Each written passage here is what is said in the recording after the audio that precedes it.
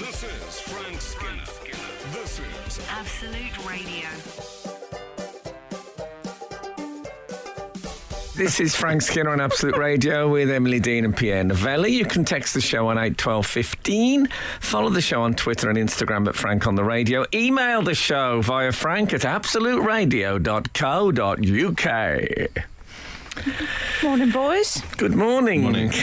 Happy belated birthday to Pierre Novelli, who we celebrated today because it was mine last week and I own that day. But it was Pierre's on the 31st, as Yes. we'd say in the Black Country. Lovely. And can I ask how old you are? Or would you rather not say? Sure. Could it damage your career? I don't want to do that. No more than anything. Oh, no. else. How old is she now? As my mother's stage I manager love friend would say. that. Every birthday he'd ring us and he'd say, "How old is she now, dear?" So I About asked you? No, about my mother. Now, yeah, he'll do it to me now. Okay. I asked you the question. I don't know if this is acceptable anymore, but I had a couple of gay mates in Birmingham who used to do that thing of saying if they had let's say, here she comes now about a bloke, it was the right thing. And it always cracked me up. Oh, well, she's in a bad mood. I mean, I don't know if it's even acceptable now, but at the time, it was a very funny thing. Sorry, continue. 32. Lovely. Looking good. And there was a all right when they say lovely it. moment when I watched, sorry. It's all right when they say it. Oh, yeah. I watched Pierre opening his presents this morning, and there was a great moment when he took the wrapper off one and then looked at it. It was a cardboard box, and he looked at it and actually said out loud, "What's this?" People actually articulate that when they're opening presents. Was he about to launch into the Nightmare Before Christmas, Yeah, Jack yeah, Skellington that's it. song? What's this? What's this? So what did you get? Let's let the world know. I've got, I know. But it's radio. I'm just going to hold them up. Don't do that. silence. I'll name them. Everyone on this show gets their own mug. It's not a complex tradition.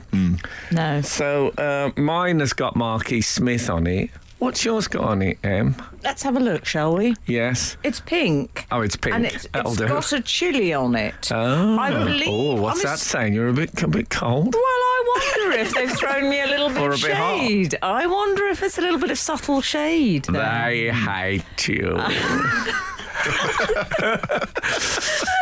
So, yes. What's Pierre got? I've got a sort of Pokemon. Well, it's like a parody of a Starbucks mug. It's probably illegal. It looks illegal to me. It could be. Yeah, A moody mug. yeah. Charbucks, it says, and it's got a Charmander. You know a Charmander? You know, Yeah, it's Yeah. got one of those. one of them on it. Oh, they And, didn't go to the... Where did they go to the market or something to get it, Frank? I got another present. I'm going to jump in here because I think Pierre's been a bit slow on this list. I got another birthday present this week, a belated one. What'd you I get? kind of plat this in. It was from our old friend, Thinky Back, Nicholas Hemingway.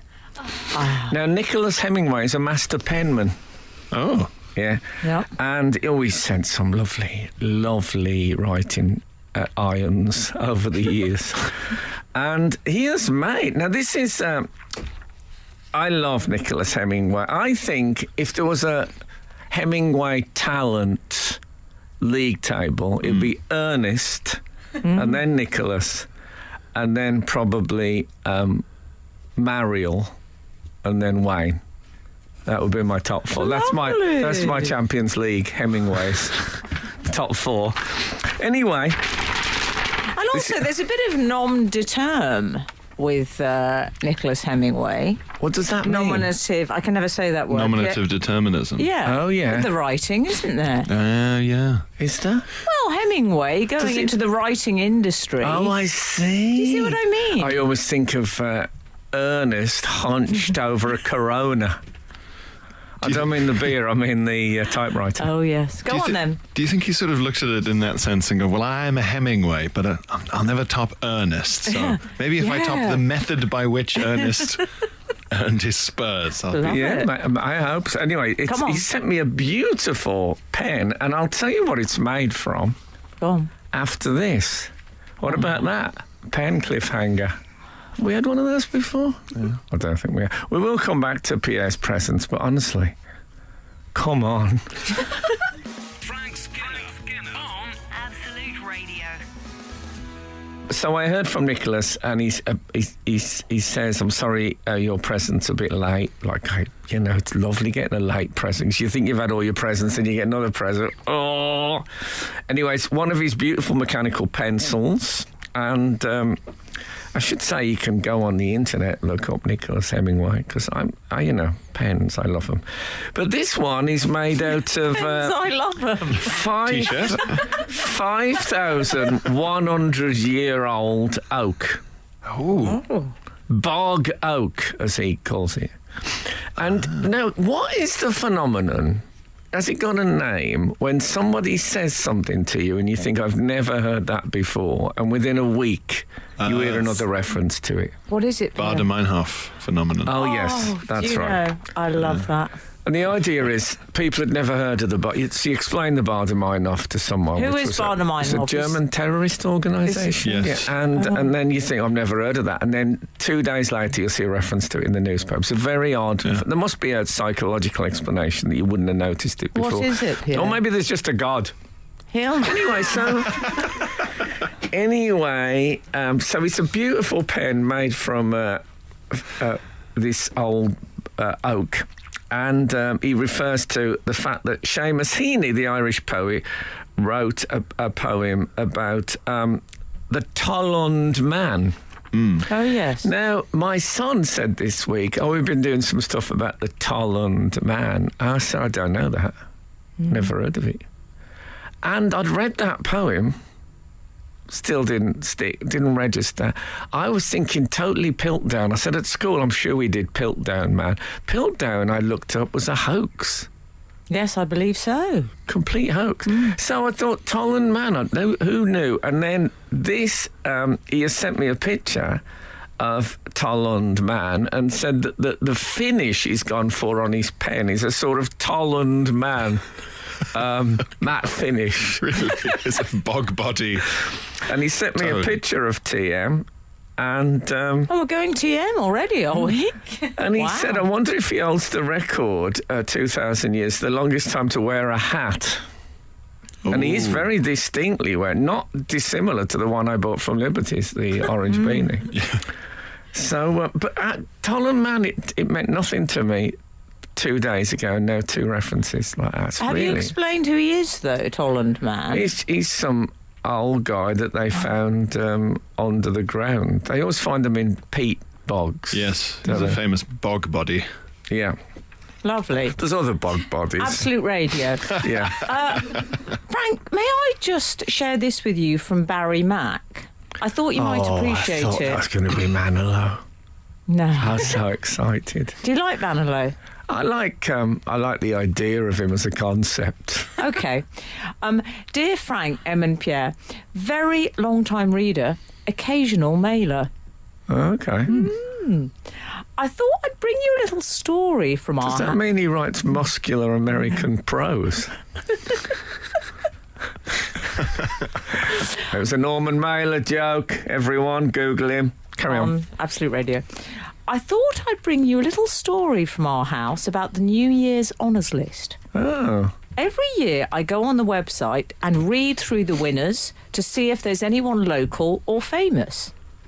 Incredibly, I missed the fact that Frank had received his MBE, praise redacted. But in fact, an even better tribute to Big Daddy happened spontaneously. As I read through the list, I said to my wife, "Oh, did you hear Brian May?"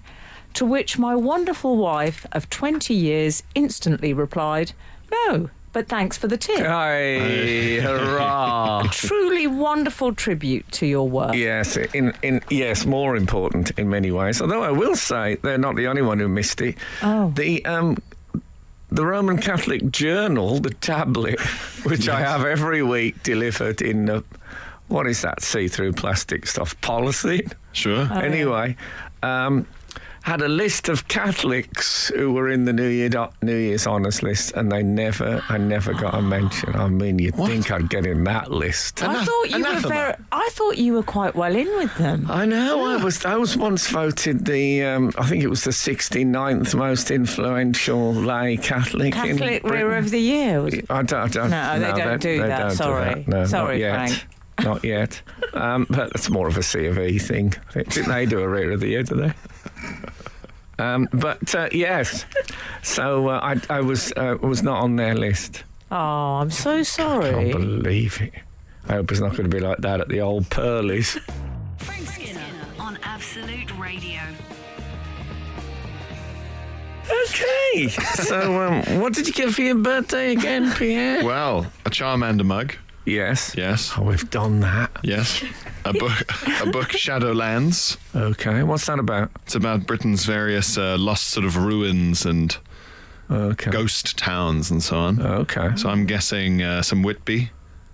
I'm guessing some of those villages they bought during the war to shoot artillery at them. Yes. Yeah. There's a village in the Highlands that I saw the remains of that Samuel Johnson and James Boswell went to visit. It's just gone now. Gone. Gone, and never call me mother. You see, that seems quite suited to you. I can't Yeah. imagine you're someone who goes for the old airport book with the silhouette of St. Petersburg on the cover. What about the book? You know what I mean by Yes. those books. Yes. Trench-coated man in alleyway. Yeah, neither paperback nor hardback be. That I think was Polonius's advice to the airport publishers. Is it a paperback? Is it? I don't know. It's a sort of very sturdy paperback. I've never seen an author's name so heavily embossed. Yes, we Maybe a can't pool let of you. blood on the cover, and we'll price it $9.99. I think the theory is that you could hijack with the sharp corners of a hardback. That's the theory. And a paperback might be distorted by G-force. Yes. So they've found some mid-ground in that. What about this on the book front? I was bought for my birthday last week. The Wasteland biography of a poem by Matthew Hollis, I was bought by Emily Dean. 400 pages. I finished it yesterday. You're kidding. That's how good it was. It was Frank, quite isn't a it good? brick of a book. It's brilliant. Oh, do you know, I love it when I get a gift right. It doesn't always happen. Really? You've been reading that all week? The worrying thing is I came out of it really loving Ezra Pound, who was jailed for fascism during World War II. You can't. It's true. It's typical of me. I always go for those kind of blokes. The bad boys. Yeah, exactly. Bad boys. Yeah. I love a bad boy. I'm just one of those, I just go for those kind of bad guys. I've been leader of the pack. Ezra Pound. My foe. The American authorities were always putting him down. They said he was a traitor, so they locked him in a cage for 6 weeks. He was actually locked in a cage 6x6 for 6 weeks. Really? All the sixes for Ezra. Anyway, did a great job on it. He's a great editor. I'm still reeling from... It's a very fascist-friendly operation, isn't it, editing? I'm still reeling from the American authorities were always putting him No, they down. They say that he was, Came he from was the wrong part of town. They did. He came from the wrong part of town. It was next door to Mussolini. Oh, God. He's another bad boy. Yeah. Bad boys. Frank, would you say he's the most famous editor in terms of editor who's managed to make himself a I'd say celebrity? J. Jonah Jameson. Oh, That's true. Maybe Perry White at the Planet. did he have a visor? Yeah, surely. Did he have a visor? You know that in old newspaper films, they always had a green head visor I had and a strange things on their shirts. What was that, Frank? Oh, those. My dad used to wear those cuffs on the sleeves. The hold your Metal cuffs back, things. like metal. sleeve Clamps. bands. Yeah. I had a terrible visor experience when I absolutely assumed that dogs playing pool, that well-known picture painting, one of them was wearing a visor, and when I came to look at it, I'd added the visor, but in my memory Photoshop facility. Yeah, who knew? Frank Skinner on Absolute Radio. I was listening to the news this morning on the way in, and the newsreader, it's on the radio, referred to Elon Musk as Mr. Musk. I thought that'd be an interesting Mr. Man, wouldn't it? Mr. Musk. Yeah. With this sort of lines emanating from sort of his armpits. Or Yeah, something. exactly. Yeah. Yeah, or he could be one of those noses that one gets in the perfume industry. Oh, Mr. Musk. Yeah, well, think on. That would be the sort of the nickname for the best one. Could you pass me my phone? I've met the I'm going to best read one. the first. Today, and thank you. And Oh my God! I always used to say, "I should we" in those instances. I should we. Anyway. Thank you, Sarah. This is from the Catholic Journal, the tablet. New Year's honours. Catholics feature among King Charles's first awards. A number of Catholics were recognised in the New Year's honours list, the first awarded by King Charles. James O'Donnell, organist and master of choristers at Westminster Abbey until Christmas Day, was made a lieutenant of the Royal Victorian Order. I mean, that's nothing compared to an MBE. Master of Music at Westminster Cathedral until 2000, O'Donnell was the first Catholic in 500 years to hold his post at Westminster Abbey. I think that's his business. You do know this is live. I wouldn't and you're hold my- sharing this with I everyone. wouldn't hold my post at Westminster Abbey. Could you put that back? Thank you so much. What I like Can I is- say I love your work? Most people will I think I've fleetingly... healed. I think I've I healed. think you have. Fleetingly, this will go through their head, and they'll think, "Oh, I'm a bit peeved I wasn't there."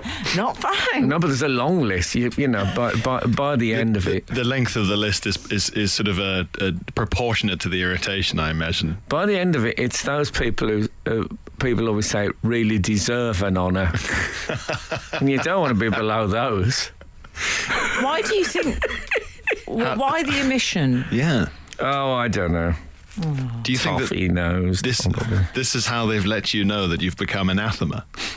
Yeah, So we won't tell them directly. We'll tell them via the tablets. that would be good. Yeah, I've been What's the word? Excommunicated. Excommunicated. Always forget. Oh, didn't See- take you long to forget it all. Now, what was your final present? It was a T-shirt, but as we've discussed on the show, there are T-shirts where one may find completely irrelevant messages Yes. and logos, such as the one I'm actually wearing now.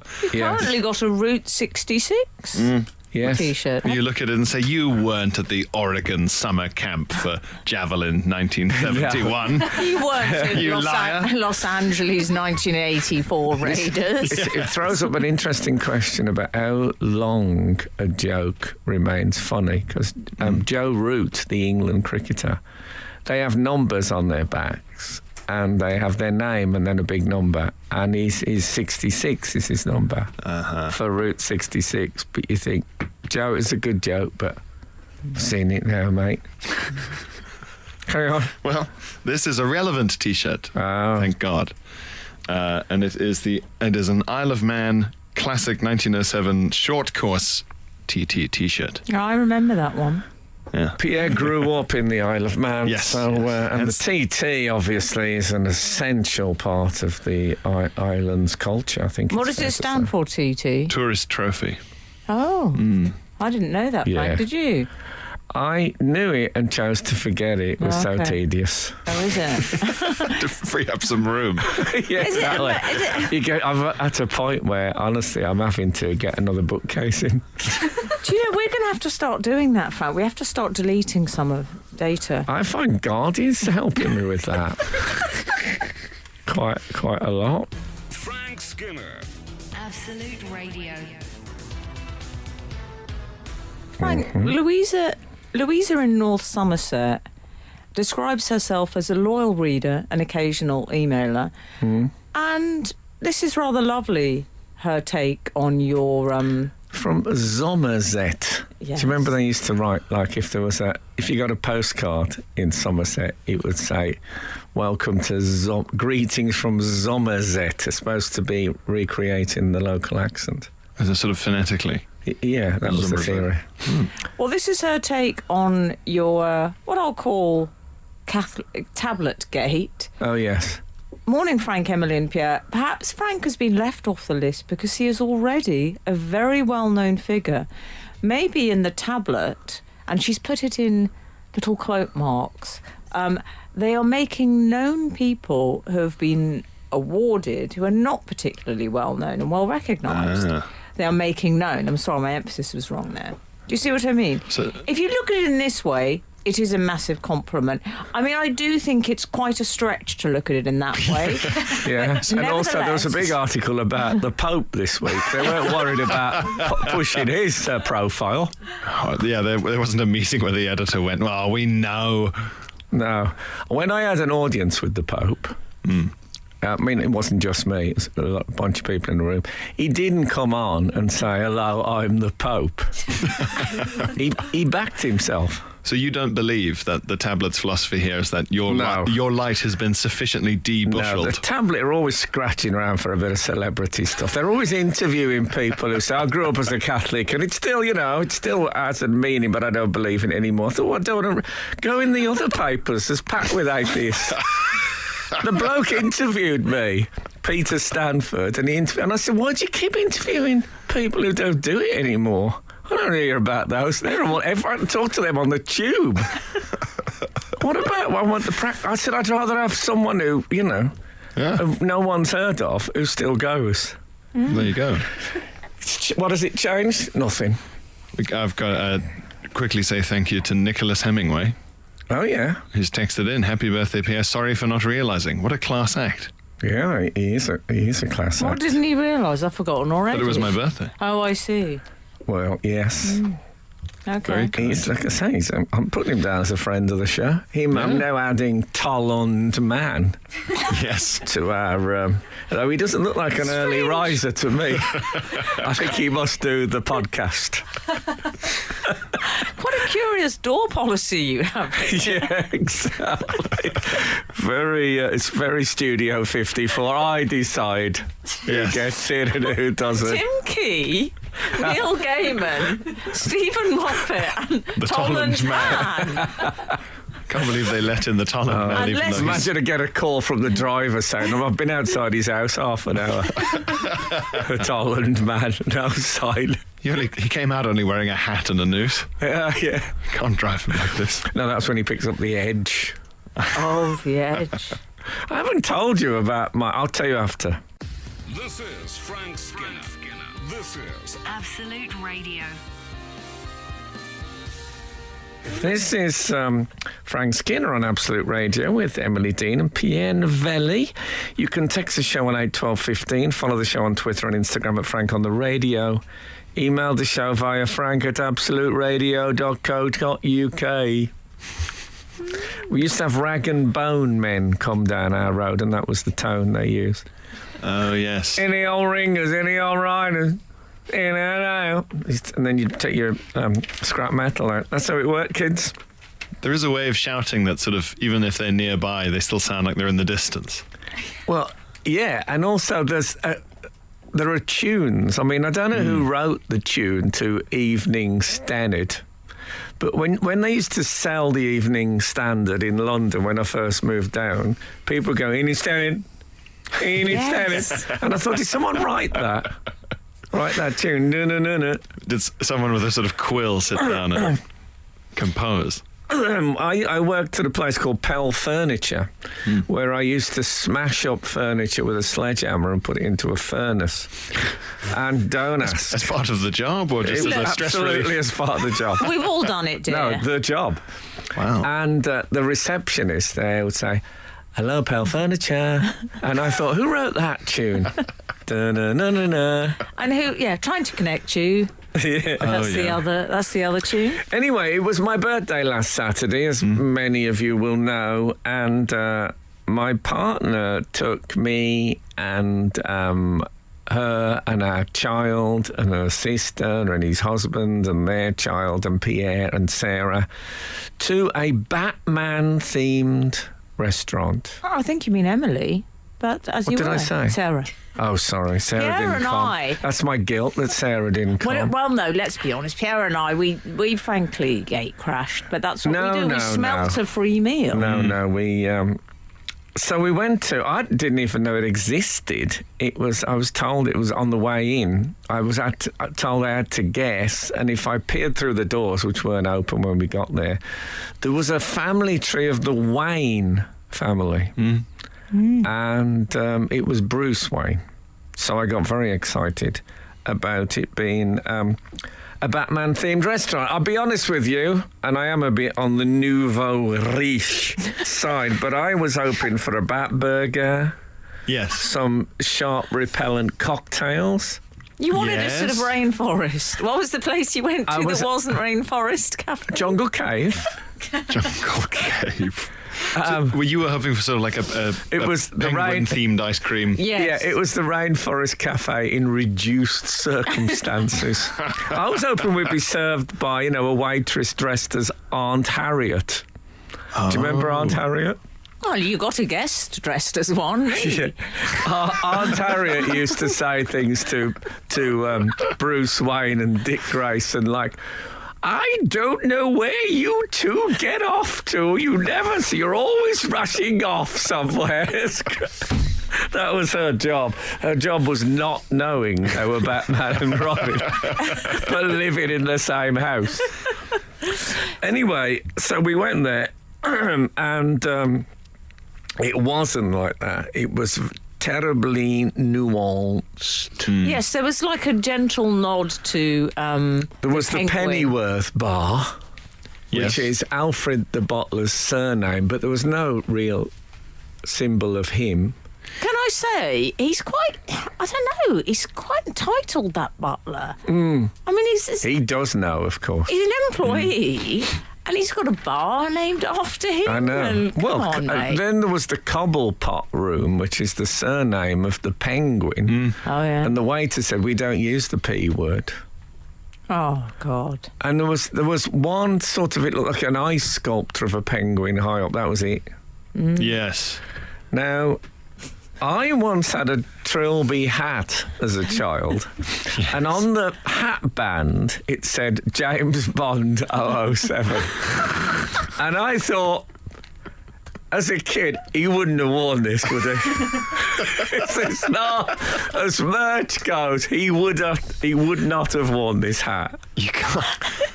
You can't just scroll James Bond on any piece of clothing. Not if you're James Bond. Very often you're highly undercover impractical. at that that hotel near the casino in Monte Carlo where he always stays, no matter where he is in the world.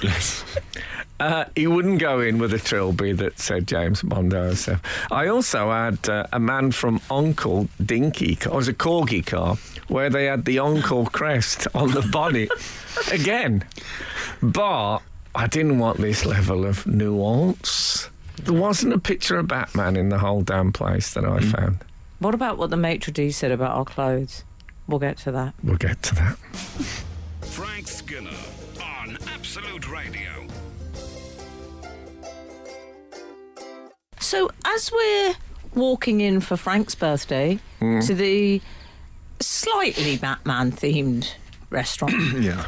I think the idea is that Bruce Wayne could have gone to that restaurant in a film. Yes. Yes, it was Batman tinged. Yeah. It did feel like the movie where a deal would be done in a movie. Sorry, but the in restaurant, a I way that apologise. James Bond wouldn't have worn that trilby. Bruce Wayne could have gone in there and it Yeah. wouldn't have been like, it wouldn't have been laughable. It had the air of one of those things of fancy restaurants or in a movie where you walk past a table where the mayor's having dinner with the mobster. Yes. You go, oh, Commissioner, I didn't expect to see you here. Commissioner Gordon was Exactly. one of my favourites. Yes. Why did Alfred Pennyworth? He wore. You see, the Alfred, obviously, of my youth was the original TV series where he wore the Alan Napier. I'm Yes. speechless with joy and Yeah. pride. He wore a sort of hardware store apron a lot of the time. Yes, in he did. green colour, and his only all he did was pick up a glass cake dome and then answer the red phone. Yeah, he did and that. say, I'll summon him now. Yeah, and then they would pull back Shakespeare's head, and there would be a switch without open the door to the back poles. Yes. And they would slide down to the to the back cave. Yeah. But I just found, because they have, when you walk in, as Frank said, through a sort of a faux library, don't you? There's a bookcase opens and you go into the restaurant. That's how it works. Yes. And I'm thinking at this stage, oh man, it's going to be glass cases with that stuff from the actual Batman films from the 60s TV. So it's going to be original comic art. All the waiters and waitresses will be dressed as, Bookworm and King Tut and stuff. And I like the sandwiches. But where was the Caped Crusader? No, it's a tights-free zone. And I mean that.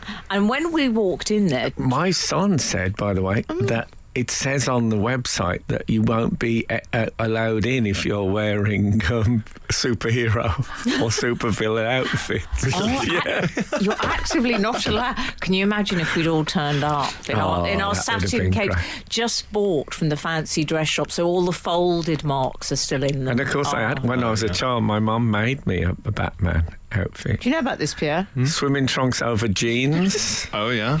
But she made me a utility belt, the cloak, the cowl, the whole thing. Grey school jumper with the yellow oval with the bat on.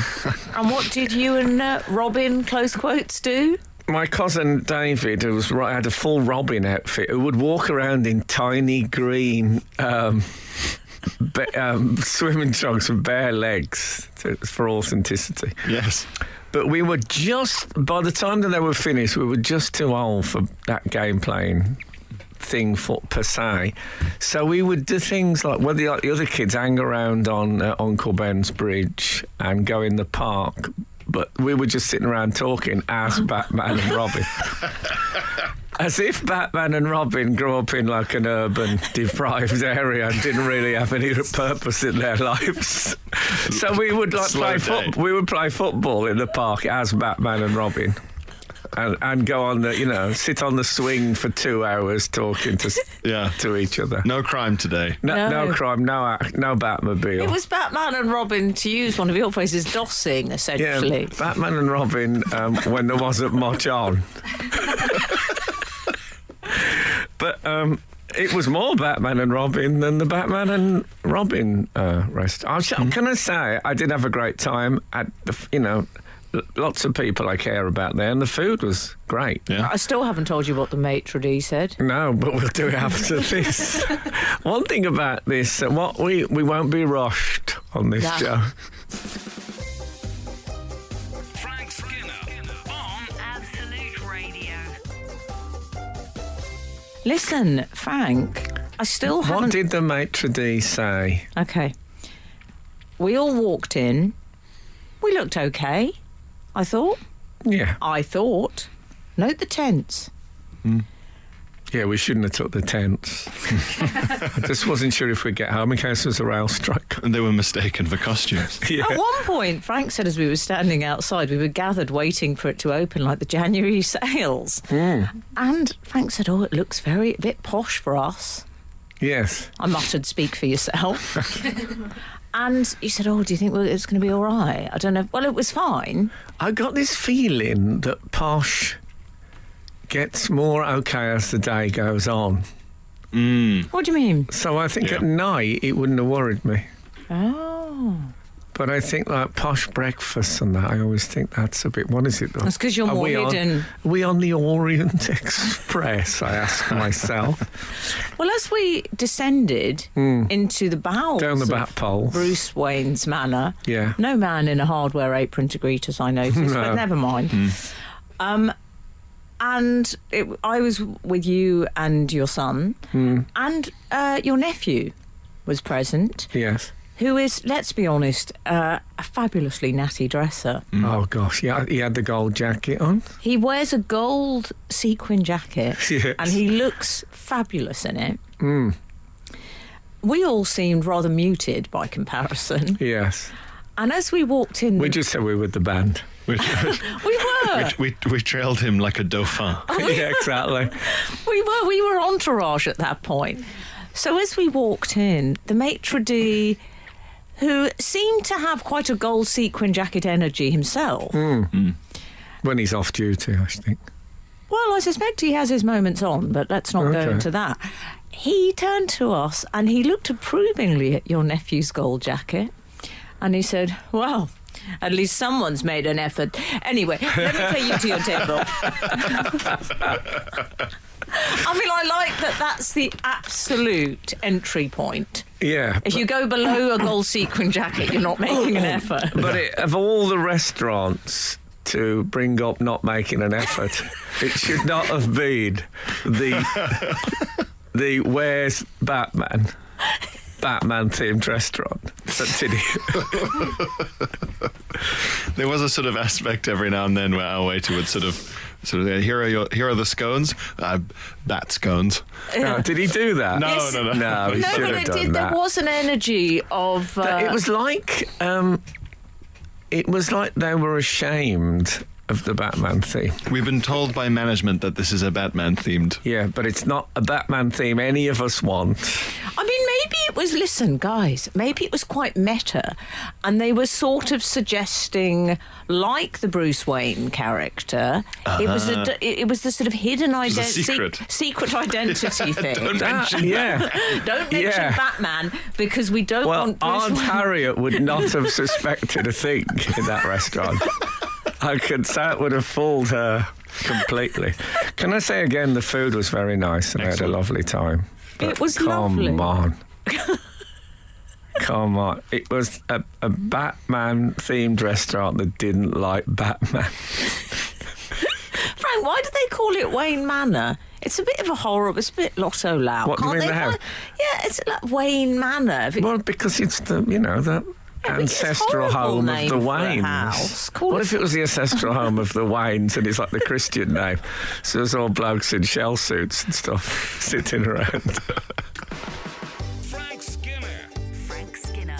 Absolute Radio. Frank, you were talking earlier about... Boy, was I. That's what I do. You were talking earlier about the dogs playing poker. Playing pool. Pool. I do apologise. Yeah, I was saying I'm that talking about what's going on in my house currently. In case you missed it, I absolutely assumed I was doing a TV show, I think, and I wanted to show. I was talking about people wearing visors, and I said let's get that picture where dogs play pool because they wear visors, and when we got it, there wasn't a dog with a visor. Well, we've had texts in from no less than Nicholas Hemingway and others. Oh. There is a dog wearing a visor in dogs playing pool. However, there is no visor in dogs playing poker. They are companion pieces to one another. Maybe, and this I would say is a thing that haunted my entire career and continues to do so, that when I said, can you get the dogs playing pool, they brought in dogs playing poker. Yeah. Maybe. They presumed. Well, You have to remember the media is full of people who were in the right place at the right time, both birth and geography-wise. And I always used to give a speech about how I had friends who worked on the bins who I thought were brighter and more determined. If only they'd had a bit more fortune in their birth. It never went that well. No. Anyway. There's no spontaneous applause. So when they play pool, they do wear visors. So I had remembered. So they all looked like, old guys. They get mixed up about stuff. So it wasn't the Mandela effect? Not a true example of the Okay. Mandela effect, although close. So they do in pool, they don't in poker. Is that right? I believe so. Okay. So according What to is the many true texts. example of the Mandela effect? The Mandela effect is when you remember something a certain way, and then when you watch it again, it isn't. Mass false It's memory. mass memory, I think, generally. Is it mass? Because I'm thinking of... Looney Like Tunes, I watched for the example, Looney Tunes. I watched some of the Benny Hill show the other dear. night, which was on one of the channels, and in my memory, it had been funny. That's not the Mandela Is it? effect. No. Oh. Do you know when people say, oh, it's an absolute disgrace? I mean, this is the problem of being a comedian, is your priorities are a bit different. And yes, it was incredibly... It had all the ists you can imagine, you know, women in stockings running around and all that. But I was so overpowered by its unfunniness that I'd been numbed to any other offence. Sorry, it was, it was at the time. Comedy's got a fierce shelf life, so you know. Okay. If you're listening to this podcast on Monday, it's probably already lost a lot of its sheen. A lot of it's Michael. Yeah, Frank, so Monopoly Man and Monocle is your classic Mandela.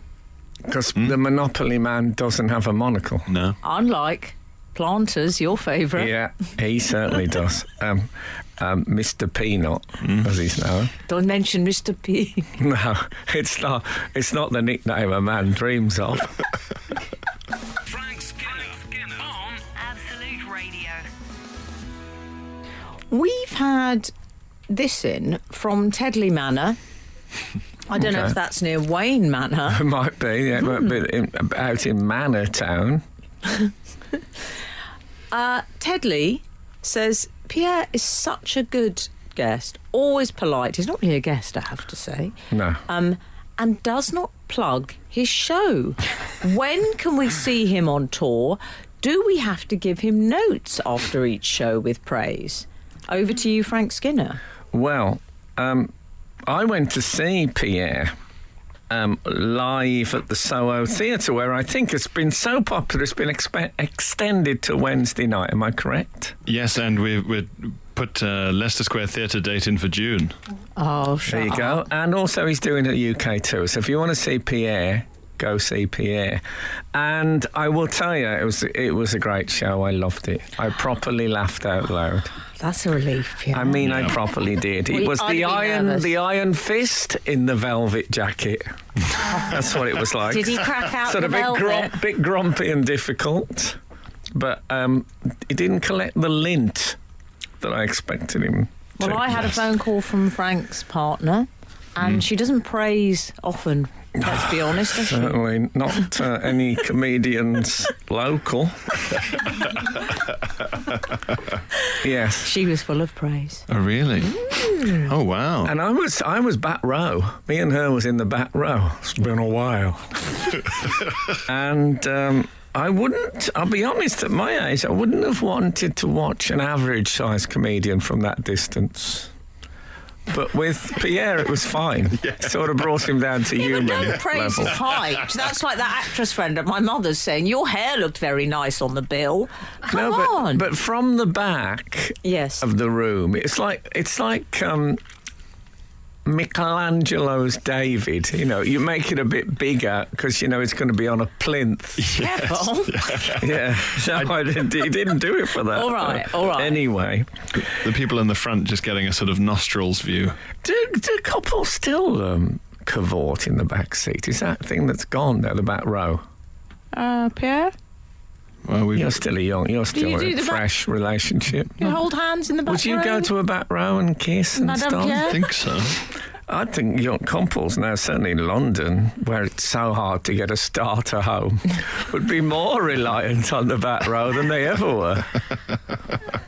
Anyway, They you don't do guys, the back row. Sarah, do you ever? Right, you can't ask these questions of the people. I think it's all right. They can always say mind your own business. But, you I'd know- like to know. Here's the thing. No, what I mean, Frank, is these young people don't do the back row. They do Netflix and chill, don't they? I just wondered if it had stopped. If that still goes on, if people would go back row seats so they could snog. Maybe there's a decline that's in proportion with the spreading of camera phones and things. Yeah. I know someone who had the most inappropriate back row shenanigans, let's call them. Oh, really? I'm afraid it was during the madness of King George. Oh. Yeah. Yeah, what a period in history that was. How old are these people? You don't go and see that film and get up to shenanigans. It's inappropriate. I have snogged in the back row, but generally speaking, I would snog about halfway down because I wanted to snog, but I didn't want to sacrifice my view of the film. You know what I mean? You're all right there because people behind can't really see what's happening, and people ahead, they assume that noise is you, is your drinking straw taking up the last dregs of a Kiora orange. But I'd love to, if anyone listening still has a bit of a back row snog, I'd love to know. I mean, it may just have gone. Frank Skinner on Absolute Radio. This is Frank Skinner on Absolute Radio with Emily Dean and Pierre Novelli. You can text the show on 81215, follow the show on Twitter and Instagram at Frank on the Radio, email the show via frank@absoluteradio.co.uk. Frank, you have been asking our readers whether they still enjoy what should we call it, a back seat? A back row snog. Not back seat, that's... Oh, sorry. That's more in the car, isn't it? We don't want to go into That's the car. a bit sleazy. No, I don't want... It's very sleazy. Don't want to go into that car park, etc. OK. Mrs. Trellis has got in touch. OK. It's a great name. She said, Mrs. Trellis. Rose, I'm guessing. Oh, lovely. Sounds like a character from sort of Terry and June, the sitcom. Mrs. Trellis. Yes. Mrs. Trellis says, snogging's free. The cinema isn't. If I've paid to see a film, I'm going to watch the film. Good point. Mrs. Trellis, I love you. I think the key, Mrs. Trellis, is to pull them to you. Then you can still watch the film. Yes. OK. Yeah, you want to be like not the page that's turned, so to speak. Yes, not verso. Clinton says, front row only, strict rule, be in the movie, no exceptions. Wow, that is... People avoid... I was in the front row for the first Star Wars movie. Sorry. And... Yeah, sorry about this. And... Frank says Star Wars. There was a queue. He thinks everyone says it. Sorry, Frank. There was a queue at the Gormont. So we ended up in... And I always said to my friends, most of the people in this cinema think we're in it. It was enormous screen, and that bit when the spaceship, overhead. You forget, like, the first time you see Star Wars, whoa, it's amazing. So, yes, to choose the front row. I often choose the front row. Do you? Really? Do you not sort of feel a bit like you're looking up at a film instead of watching it? Yes, the I'm neck. What about the constantly neck? looking up at the world. That's true. Don't say that's true. That's true. No, but it's. I'm used to it. I like it. Yeah. We also have Jane, who's got in touch. I think you're going to like Jane, Frank. Okay. Always hated the cinema. Love films. Hate the stench and sound of other people. Oh, gosh. I can't go with the last bit. Stench. My only problem with the cinema is you have to watch the whole film nowadays all the way through. And when I watch films at home, as I've said before, I like to watch 20 minutes one night and then maybe 15 the next. I think 15? Yeah, I always think of it. 15 minutes of a film. Yeah. I describe the method as my panettone method. When I have a panettone at Christmas, I like to rip a chunk off and eat it, and then I probably won't touch it again until the next day. I wouldn't want to sit and eat the entire panettone in one go. I would. But now with the film, how do you choose? What sort of points are you choosing to sort of go, okay, I'll stop it there? Well, I will say, like, if it's me and my son watching it, I'll say, here's the thing, see if you can get a really good freeze. And I get him, like, get a really, a good close of a character or someone in mid-air or someone like that. But that interests me because yet you will gorge on the T.S. Eliot Wasteland book. Yeah. And I think that's interesting that there is maybe a sense of slight guilt towards the cinematic experience. Well, I watched an entire film on the night of my birthday. What did you watch? Well, I'll tell you after this. Frank Skinner on Absolute Radio. Frank, do you think it's odd that I drink Lucozade at night?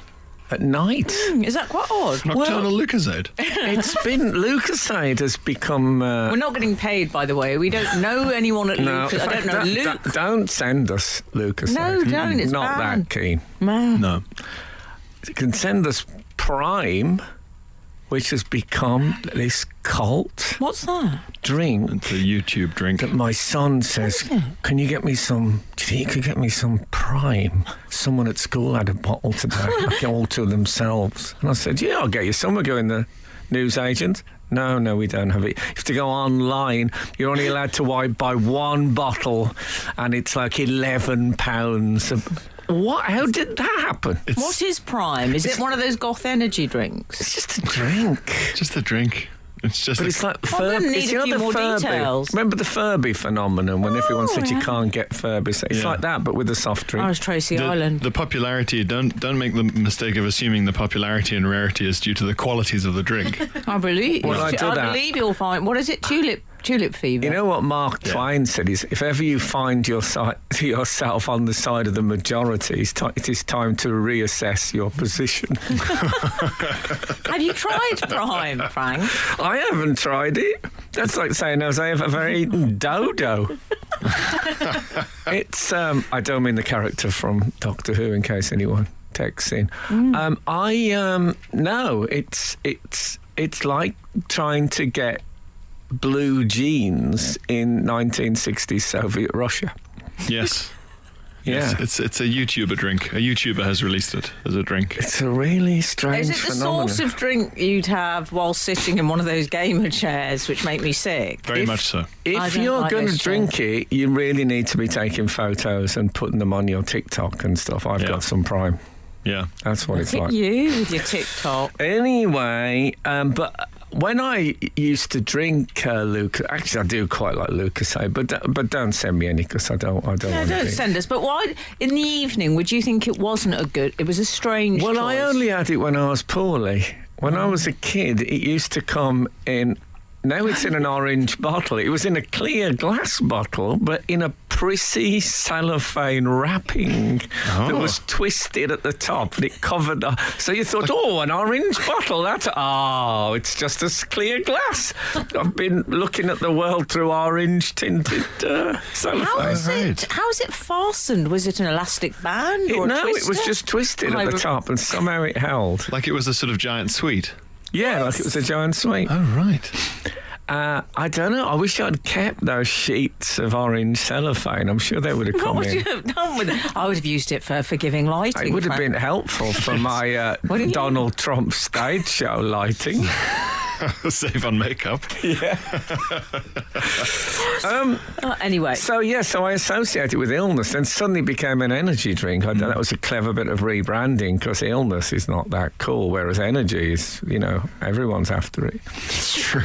So I think of it. I don't want to really have something that would give me zing. Although I'm a late tea drinker. I will drink tea at last thing before I go to bed. How nocturnal is this Lucozade that you're Roger and beeswax. It's sometimes things I haven't said since 1979. Is that something our Keith would say? Well, it makes me think of a character in Equus by Peter Schaefer. Not that character. Who used to say, mind your own beeswax. Our Keith, do you know who our Keith is? Frank's brother. He says great things. He said, let's see what's on that goggle box. He should get royalties from that show. Yeah, you think that's where they got it from? Yeah, they copied it off him, Frank. But we were talking about the fact that if you've got something in the fridge, like Lucozade or beer, as you were saying, Pierre, that bière, as they call it in his house. Le bière de Pierre. That you wouldn't be able to resist it. You wouldn't be able to leave it alone. In the end, you just consume it. You can, though, Whereas Frank. I can have 2 squares of chocolate and then put the rest back in the... What is that? Is that a Catholicism thing? I don't know. Maybe, I've just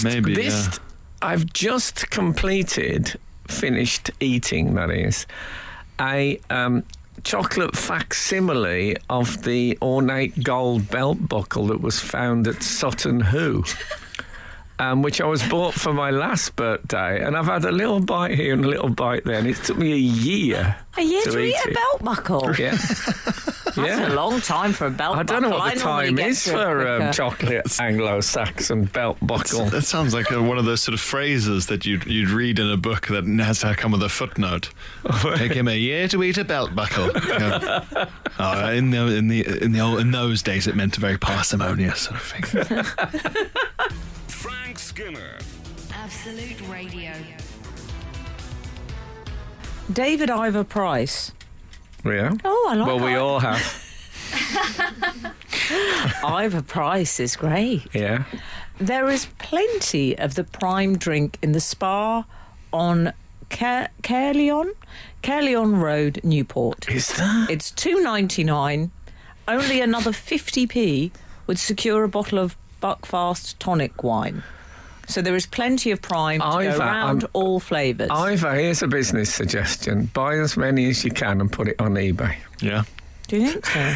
I'm not kidding you. Have a look at what people are paying for it. Yeah, it's mad. It is tulip fever. Have Yeah. you tasted it, Pierre? No. No, and I- tasted it? And I shan't. What, are you crazy? I've never even seen it. It would be going straight into the cellar Exactly. for my Really? grandchildren. I'm buying it for lying down. I'm not going to taste this prime. This is not for drinking matter. Goodness me. Oh dear. I love the idea of someone celebrating some big birthday and the sommelier bringing out the bottle of Prime. lurid prime, which I Yes. assume is garish colours. Yes, Well, when I celebrated my birthday, I had a frozen what's it. you did. Oh, was this Shouldn't have sat so close to the door. Are you No, they- actually joking? No, they did. We had what's it and Where was that? At the Nuanced Batman restaurant? at the not Batman restaurant. Yeah. Don't mention the B word. Didn't you have a frozen what's it? None of your business. Okay. At the It's one of those where you bite it and steam comes out your nostrils. Well, yes, because we all went round the table, didn't we? Doing our bit. Yeah. So everyone would have the focus on them. And when it came to me, I was a bit torn Okay. because I wanted to do it well, but I wanted to appear ladylike. You don't want stuff shooting out your nostrils if It's all you're right for you ladylike. characters. Yeah, and bulls. Sorry? Bulls. They look quite good with a snorting steam from the Yes. nostril. Oh, yes. Are they them and dragons are the only animals I know. Yes, you did. Really? David Attenborough. Not the man he was, ladies and gentlemen. Oh. I can't think of any others. No, nothing else shoots steam out of it. If you saw a rabbit shooting steam out of its Well, nose, you think, what's gone? I'll tell you what was a weird thing. I was in a play where I did a publicity shot in which I had to... I was naked and I have to cover myself Oh, God, I remember that. with a tortoise. I know. It was, yeah. Yeah. What was it, Frank? Something cooking Cooking with Elvis, yeah.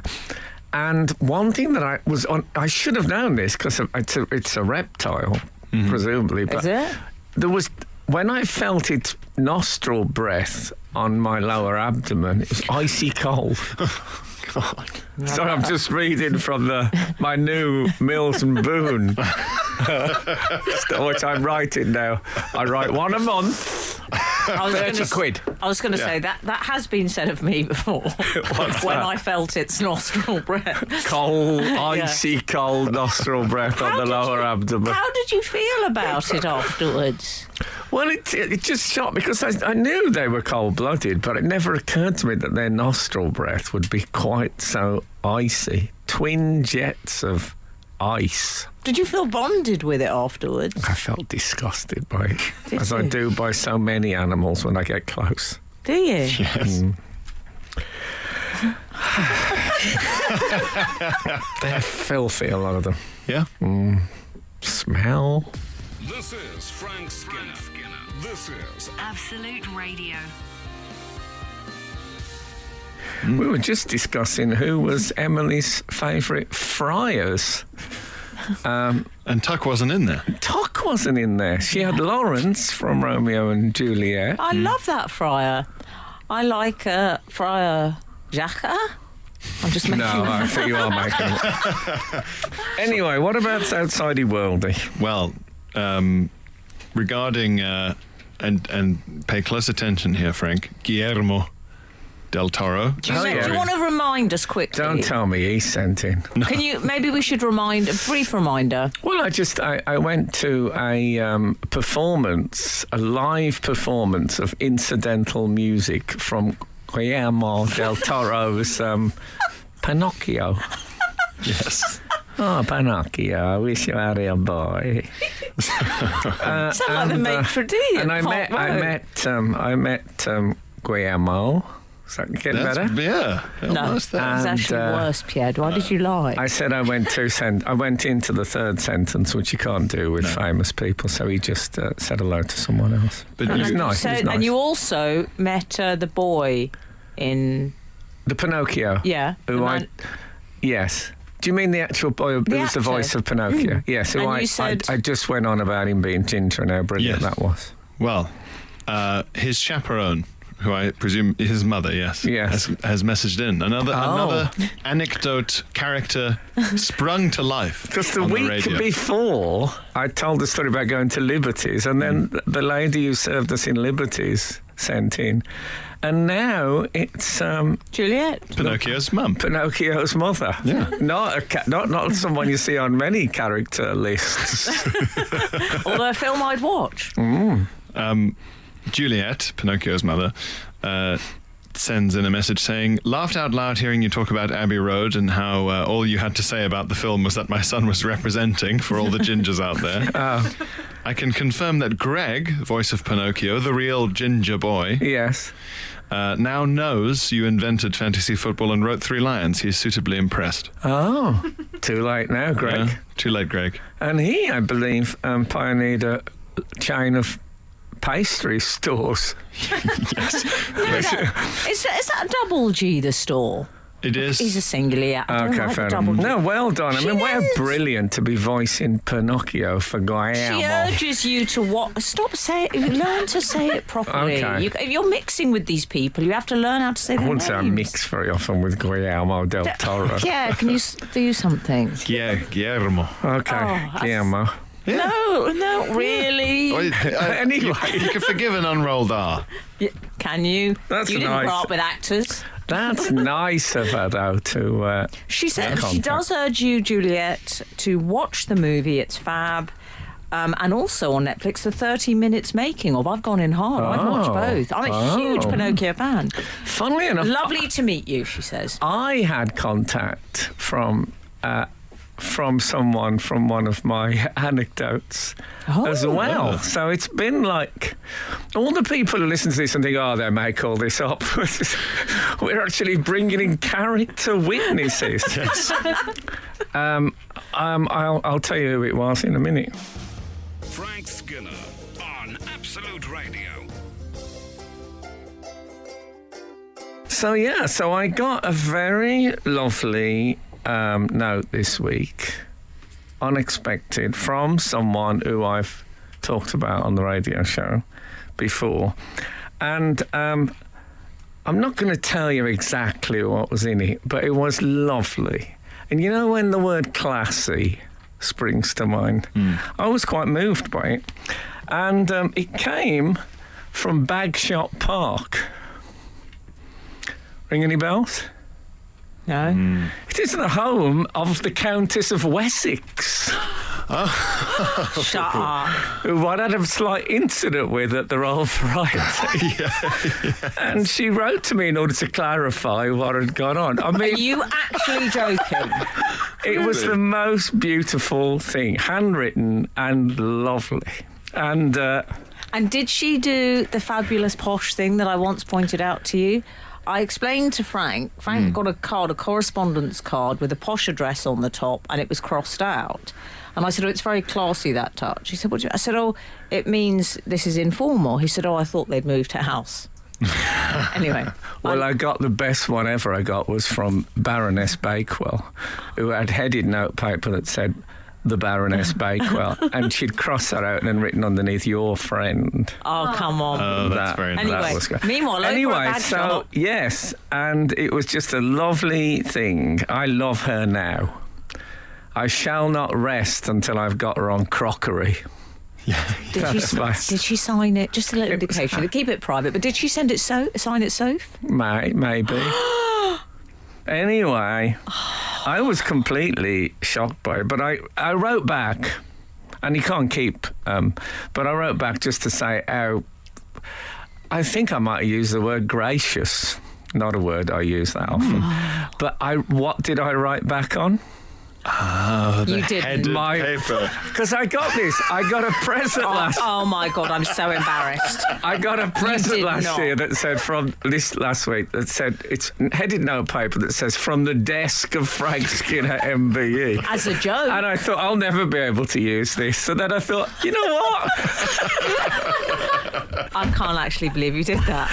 Well, I thought she'll think nothing of it, surely.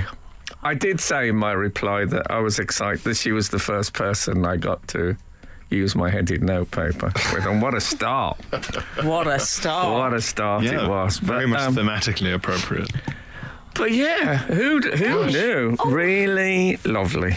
Oh, I'm really pleased about that. Oh, I was pleased as well.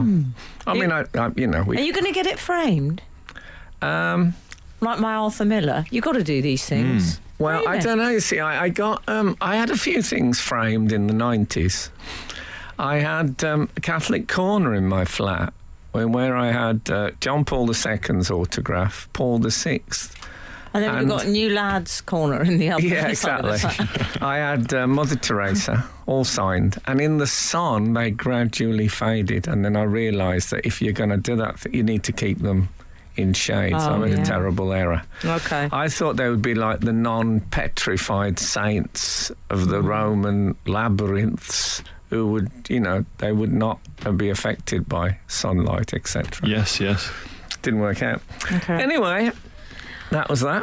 Oh, what a lovely way to end the show. Oh, yes. I'm so pleased for you. If a little mortified that you genuinely used the fact paper. from the desk of Frank Well, Skinner well, MBE. who else am I going to write? That's She true. must get letters on headed note paper all Not the like time. that, Frank. No, maybe not. But it's weird. You say stuff on this show and think, no one will ever hear it. Turns out Anyway. they're listening to it in Bagshot Park. Exactly. Oh, Series 6 of Frank Skinner's Poetry Podcast begins on Wednesday, February the 8th. Download it from wherever you get your podcast. This week, it's John Betjeman. Love It's him. his poem, Miss J. Hunter Dunn, Miss J. Hunter Dunn. And in saying it, I read out his dates and realised that John Betjeman died in 1984, which hadn't occurred to me before. And live on air, it occurred to me that I could go to an 80s themed party as Sir John Betjeman, which has given me hope. You know what? If the good Lord spares us and the creeks don't rise, we'll be back again this time next week. Now get out. This is Frank Skinner. This is Absolute Radio.